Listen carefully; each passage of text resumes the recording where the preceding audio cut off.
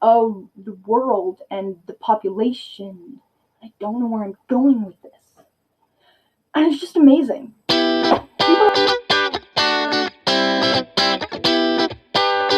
Hey everybody!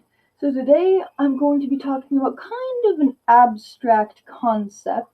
Not like I've ever done anything like that before or anything. But yeah, the concept I'm bringing to you today is friendship. I don't know about you, but I find just all of it really weird and kind of awkward. And it might be because I just am neurodivergent and I don't understand people super well, but I am an extrovert, which I'm sure you know. I've mentioned it several times and I've made several videos about this, including like one of the ones super recently. So it's no surprise that I need friends even though I don't really understand them. I've always been super bad at maintaining relationships throughout my life, especially friendships, and the ones I was able to maintain maybe weren't the healthiest. So today I'm just going to explore kind of the different friendships I've been in and the ones that have worked the best for me. Let me clarify, I'm not an expert on friendship. I just want to make that as painfully clear as possible. I'm making this video because it confuses me so much and I don't understand it and I'm not good at it. So yeah, hopefully y'all can relate to me. And I promise I'm not like actually this pale. Just the lighting I have today is making it look like I've lived in a cave my entire life. And I actually go outside super often, so I don't know what's happening. My hair exists. Okay. So, humans, other people, we require social interaction to live. In fact, we can't like exist as a species without at least two of us, if you know what I mean. So, it's important to get out and say hi to people and to like interact and to make relationships because of psychology and mental health and stuff.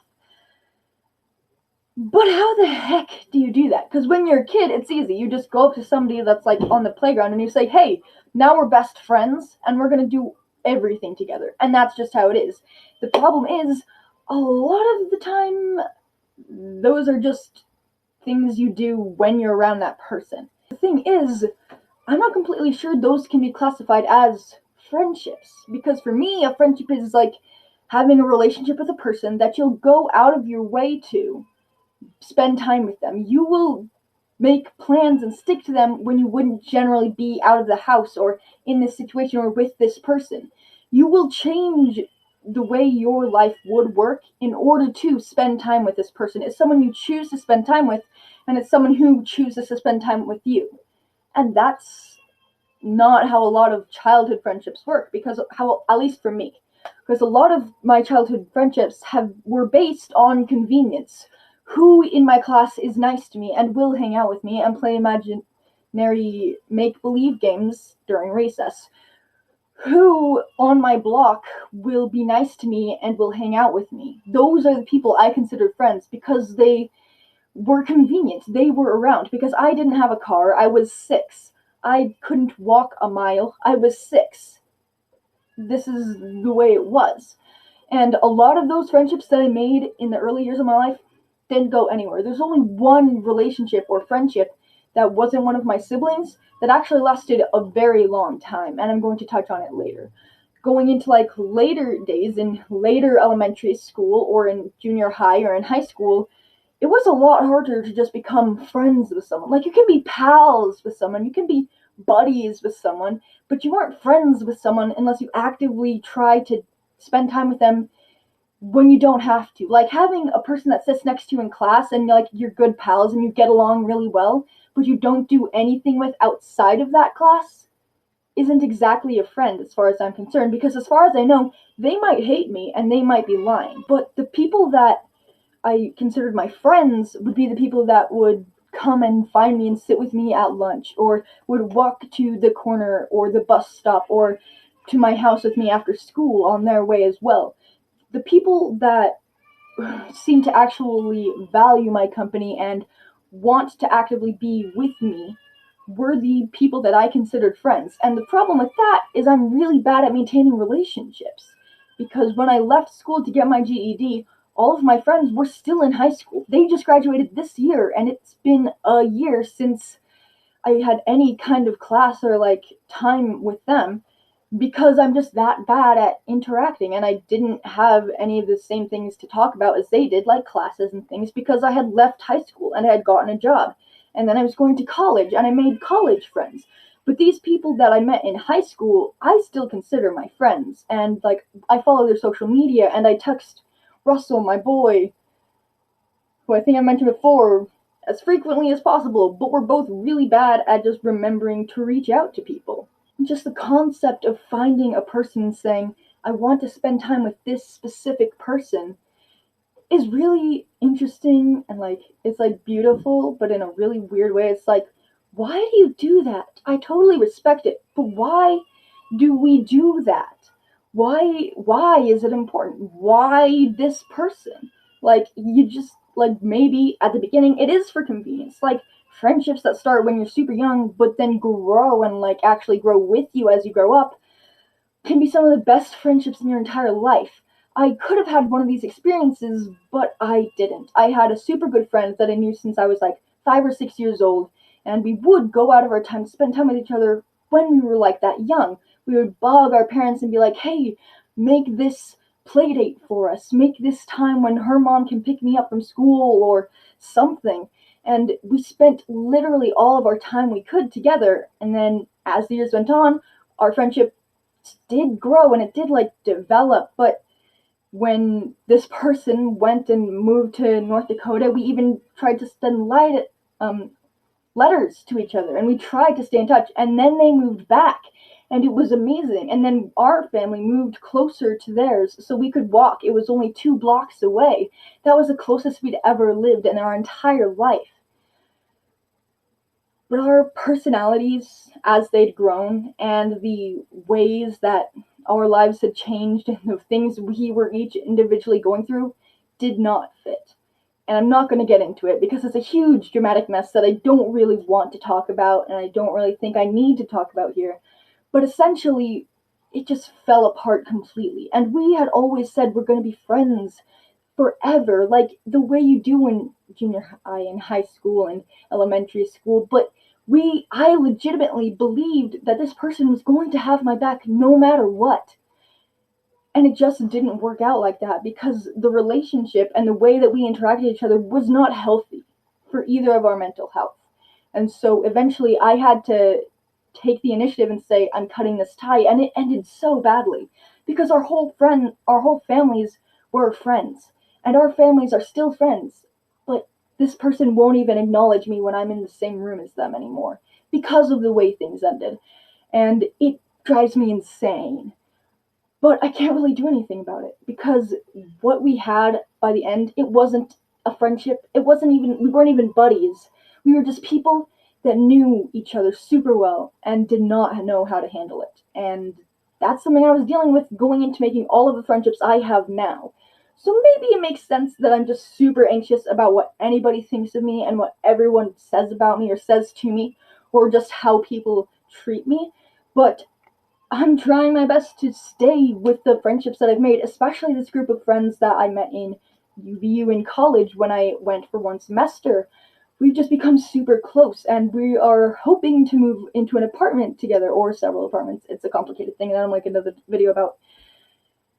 And this friendship that I have with these multiple different people is nothing like the one I had with my forever friend that I met in first grade.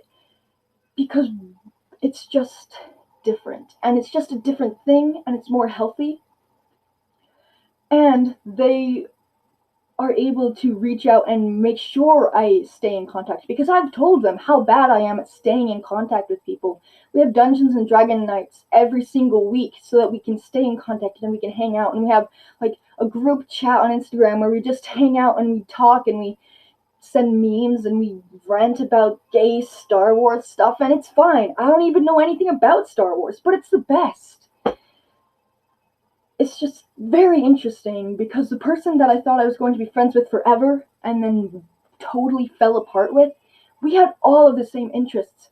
We both liked Calvin and Hobbes and Harry Potter and the Warrior Cats series, and we had all of the same interests.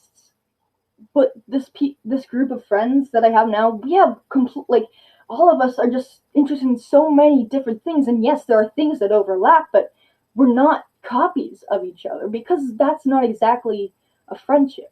The way that human beings and these individuals can connect and accept each other in all their different ways is incredible to me, because it's not something that I experienced until I was in my until the last couple years.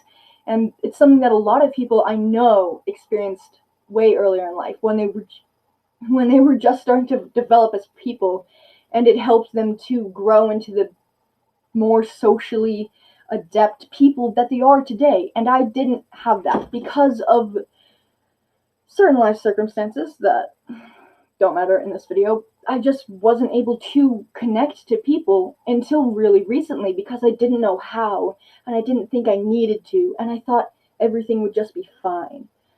But it wasn't fine. And now that I'm learning how to actually connect with people and have relationships and have friendships, I've been so much happier, and my mental health has been so much better, and I felt better about myself knowing that these people I'm friends with are actively trying to be friends with me, and aren't just being friends with me because they feel sorry for me, or because we've been friends for years, or because we both like Ninja Turtles. Shout out to Steven, my Ninja Turtle boy. We're amazing. I got you. But he likes other things too, so it's just like, does it matter that we both have the same interest? Yeah. Does it matter that we have other interests that don't line up at all? Not a bit. And I'm so thankful that I've been able to make these relationships and understand other people more than I ever have in my entire life. And I'm still just like 18 years old. So there's so much more growth that I know is going to happen, and I'm excited for that. Because even though like I know my life is going to change so much in the next like 10 years, 10 years? It seems like such a long time, but it's not. Just the fact that I'm going to develop more past where I have now makes me so excited. Because yeah, I've been mentally happier ever since I started growing as a person, like a year or so ago when I started building actual relationships.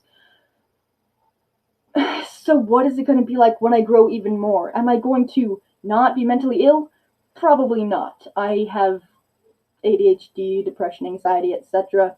I'm always going to have these trials, but I'm going to be able to work past them and work with them so much more. And it's because I've learned how to interact with people. People are just amazing. And the fact that I can choose to spend time with people that I want to spend time with is the best thing in the world to me.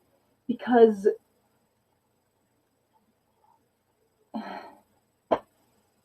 it's just good. Yeah. Just another video of me rambling about things I'm weirdly passionate about for 15 minutes now. That's a long one. I'm gonna have a lot of fun editing this. But yeah, if you have any stories you want to share in the comments below, or if you have anything you want to say, or just say random stuff, I don't actually care, you know. I love human interaction. That's what this whole video has been about. Go ahead and hit me up in the comments. If you want to see more of my rambling, you can check out my channel and subscribe by hitting the button below or a bubble on the screen. And you can see my last video with, right on the screen as well.